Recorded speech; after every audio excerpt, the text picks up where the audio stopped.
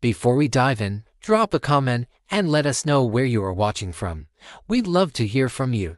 If you enjoy true crime stories like this, be sure to like the video, subscribe, turn on the notification bell, and share it with someone who'd love it too. The sirens arrived late, their echoes swallowed by the high desert wind. By the time the convoy reached the outer gate, the night had already claimed the landscape flat, endless, and cold. Tower lights cut hard white lines across razor wire and concrete. The prison did not announce itself with a name. It didn't need to. Everyone in law enforcement knew what this place was: a fortress designed to erase men from the world. Inside one of the housing units, a correctional officer stood frozen, keys trembling in his hand. He had worked night shifts for 12 years. He had seen hunger strikes, fights, and the slow unraveling of minds. But he had never seen this. The cell door was still locked, and the man inside was dead. Not from a riot. Not from a brawl. No blood sprayed across the walls. No alarms had sounded. The inmate lay on his bunk, eyes open, mouth slightly parted, as if he'd been interrupted mid-thought. On the concrete floor, etched faintly with something sharp, were 3 words that made the officer step back. "I am not done." Within minutes, the prison sealed itself. Gates clanged shut in sequence. Phones went silent. A place built to contain the worst of humanity had just produced a mystery no one could explain. Special Agent Mara Klein arrived before dawn. She had the posture of someone used to rooms full of men who didn't want her there. Former homicide, now federal investigations. Her eyes moved fast, cataloging everything: the guards' faces, the camera placements, the gaps between protocols and reality. "This doesn't happen here," the warden said, voice tight. "It can't." Mara didn't answer. She stepped into the cell. The inmate's name was Elias Crow. Convicted of orchestrating multiple murders from the outside, Crow had been transferred here 6 years earlier. No contact with other inmates. 1 hour a day in a concrete yard alone. Meals slid through a slot. Letters screened until they were ghosts of words. This was supposed to be the end of influence, the end of reach. Yet someone had carved a message into the floor of his cell after he died. The medical examiner confirmed what everyone feared. No signs of struggle. No visible wounds. No toxins detected in the first sweep. Crow's heart had simply stopped. "Natural causes?" a guard asked, hopeful. Mara shook her head. "Nothing is natural in a place like this." They pulled the surveillance. Every camera had been working. Every second accounted for. Crow had been alive at 2:14 a.m., pacing the cell in slow, deliberate steps. At 2:17, he sat on the bunk. At 2:18, he lay down. No one entered. No one left. At 2:19, he was still. "What about communication?" Mara asked. "Any notes? Any letters?" The warden hesitated. There was something. They led her to a small room off the main corridor. On the table sat a manila envelope. Inside were copies of letters Crow had sent over the past year. Most were in remarkable philosophical ramblings, complaints about food, long passages about silence and control. But the last letter was different. It wasn't addressed to a family member or a lawyer. It was addressed to the prison itself. Crow wrote about systems, about pressure points, about how absolute isolation didn't break men, it refined them. He described watching guards through the slot, learning their routines, their moods. He wrote, "You believe I am alone, but loneliness is a network." Mara felt a chill she couldn't explain. As she read deeper, patterns emerged: dates, times, references to incidents outside the prison and arson investigation. In Nevada, a missing witness in Colorado, a guard's sudden resignation. At first glance, coincidence, but Crow's words threaded them together with unsettling confidence. Did anyone take him seriously? Mara asked. The warden's jaw tightened. "We don't negotiate with inmates." "That's not what I asked." Later that morning, a second shock rippled through the facility. A junior guard failed to report for roll call. His locker was untouched. His car still sat in the employee lot. At first, supervisors assumed a mistake. Then they checked his phone.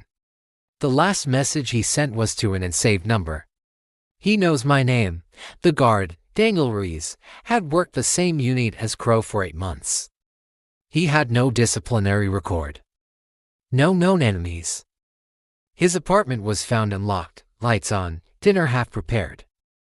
There were no signs of forced entry. No note. Just an empty room and the hum of a refrigerator that hadn't been closed properly. The prison went into full lockdown. Mara convened a small task group. No press. No leaks. The official line would be that Crow died of natural causes.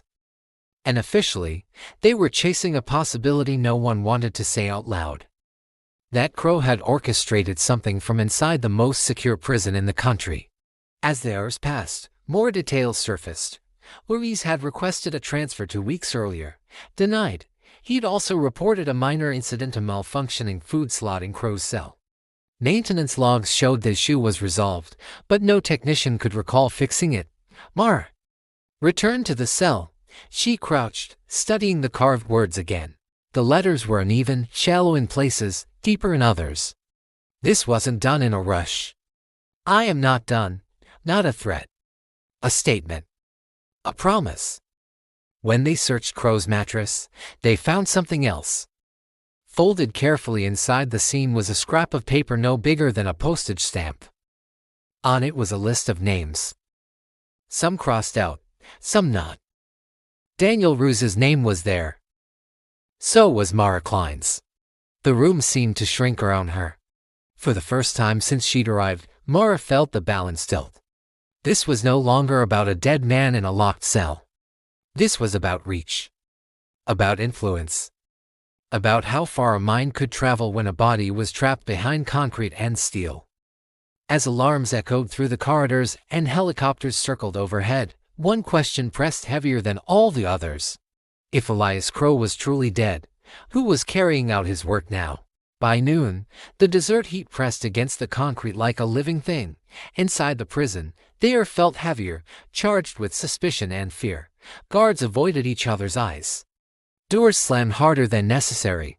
Every routine suddenly felt like a mistake waiting to be punished. Mara Klein stood in the operations room, staring at the list of names taken from Elias Crow's mattress. 12 in total, 5 crossed out, 7 untouched. Who are the crossed out ones? She asked. An analyst swallowed before answering. To former associates, 1 journalist, 1 federal witness, and 1 correctional officer, all deceased, different states, different years. Mara felt her jaw tighten. Any links ever proven, cases were closed separately. No shared suspects, no obvious coordination. But Crow knew, Mara said quietly. He knew enough to write their names down before they died. No, the theory no one wanted to voice was now unavoidable. Crow hadn't just been watching from his cell. He'd been commanding. They pulled Crow's entire incarceration file. Every letter, every denied request, every grievance, patterns emerged in negative space. Crow never asked for favors directly. Instead, he complained about small, procedural issues like flickers, food slots, mail delays. Each complaint forced human interaction. Each interaction created familiarity. He wasn't manipulating the system, Mara said. He was mapping people. The warden bristled. We screen all communication. Words, yes, Mara replied. But what about tone, timing, silence? A breakthrough came from an unexpected place. A linguistics expert flagged subtle anomalies in Crow's outgoing letters, certain phrases repeated at irregular intervals. Slight grammatical errors that appeared only in letters sent on specific dates. At first, it looked like mental decline. Then they overlaid the dates with outside events. The pattern locked into place. Crow had been sending coded instructions, not through hidden ink or classic ciphers but through deliberate mistakes. A missing comma here, a repeated word there. To anyone else, meaningless.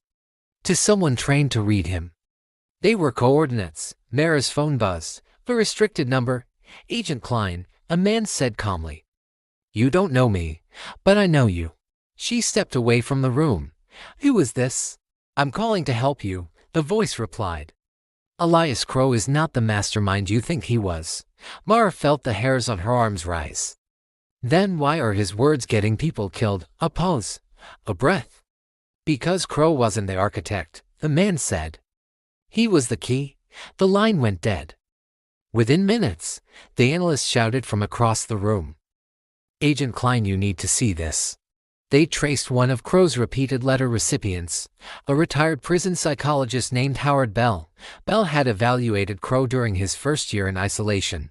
Officially, Bell had cut contact years ago, and officially, his financial records told another story. Bell had received a series of wire transfers from shell companies tied to private courier services companies often used to move sensitive information discreetly. Bell wasn't just listening to Crow. He was moving messages. Mara ordered an immediate pickup. They reached Bell's house just after sunset. The front door was ajar. The TV played softly to an empty room. In the study, Bell sat slumped in his chair, glasses crooked, a single gunshot wound to the chest. On his desk lay an envelope. Inside was a flash drive and a handwritten note. You were not meant to open this alone. The drive contained hours of recorded therapy sessions, not just with Crow but with other inmates, some long dead, others still locked away in different facilities across the country. The sessions weren't therapeutic. They were strategic. Crow had been studying people through Bell, learning how to build loyalty, fear, and obedience without ever giving an order that could be traced back to him. More disturbing was the final folder on the drive. Labeled Successors. Inside were profiles, men and women outside prison walls, some with criminal histories, some with spotless records. All shared one trait. They believed the system was beyond redemption. Crow hadn't built a gang. He'd built an ideology. And ideologies didn't die when their founders did. As the team absorbed the implications, another alert came in. Daniel Ruse's credit card had just been used. A gas station near the Utah border. Security footage showed Ruiz alive, tense, glancing over his shoulder. He wasn't missing. He was running. Mara authorized a multi-state alert. But deep down she knew it might already be too late. Ruiz wasn't fleeing law enforcement. He was following instructions. That night, the prison suffered its first internal breach in over a decade. Not a riot. Not an escape. A data failure. Surveillance footage from Crow's unit, weeks of it, vanished from the system. No sign of hacking from the outside. Access logs pointed to an internal terminal. Someone on the inside was still working for a dead man. Mara returned to Crow's cell one last time before leaving the facility. The words on the floor seemed different now. Less defiant. More precise. I am not done. He hadn't been talking about himself. As she turned to leave, her phone vibrated again. A message this time. No number. Just text. Check the 7th name. Mara pulled up the list. The 7th and touch name wasn't hers. It was the warden's, and at that exact moment, somewhere deep inside the prison, an alarm began to scream, one that signaled a threat not from outside the walls, but from within. The alarm cut through the prison like a blade, not the kind used for fights or fires but the kind reserved for internal compromise. Every gate froze, every corridor sealed. The prison, designed to cage monsters, had turned its teeth inward. Mara Klein was halfway down the administrative wing when the lockdown engaged. Steel doors slammed shut in sequence, echoing like gunshots. Radios crackled with overlapping voices, confusion, orders, panic carefully disguised as protocol. Status on the warden, Mara demanded. No answer. She changed direction, boots striking concrete as she moved toward the control center. If Elias Crow's network had reached this far, the warden wasn't just a target. He was leverage. Inside the control room, operators stared at their screens in disbelief. Camera feeds flickered, then stabilized, but something was wrong. Timestamps didn't match. Movements looped a fraction of a second too late. We're not live, one technician said. We're watching a recording. Then where's the real feed? Mara asked. The technician's voice dropped. Someone routed it internally. Physical access. Only a handful of people could do that, including the warden. They found him in his office, alive, shaking. The room was pristine, but his hands trembled as if he'd aged 10 years in an hour. On his desk sat a single sheet of paper. No letterhead. No signature. Just a question. How much order is worth one life? The warden looked up at Mara, eyes hollow. He knew, he said. Crow knew everything. He confessed quickly, as if speed might lessen the weight. Years earlier, Crow had identified a vulnerability in the prison's data architecture. A human one, a junior IT contractor desperate to keep his job. A favor here, a delay there. Nothing illegal on paper, just small permissions that stacked quietly over time. Crow never asked for escapes, never asked for violence. He asked for observation.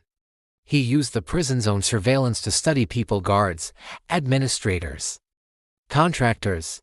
He learned who broke rules for convenience, who justified cruelty as efficiency, who believed order mattered more than justice. The warden had convinced himself it was contained, that Crow was feeding his ego, not building a machine. I thought keeping him alive kept control, the warden whispered. I thought if he believed he was being heard, he wouldn't push further. Mara stared at him. You didn't keep control, she said. You gave him a classroom.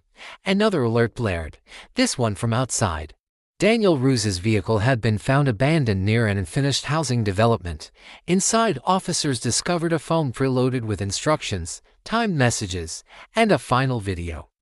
Ruiz appeared on screen, eyes red, voice steady but broken. He said, I'd be remembered. Ruiz said that if I did this, I'd matter. I didn't hurt anyone.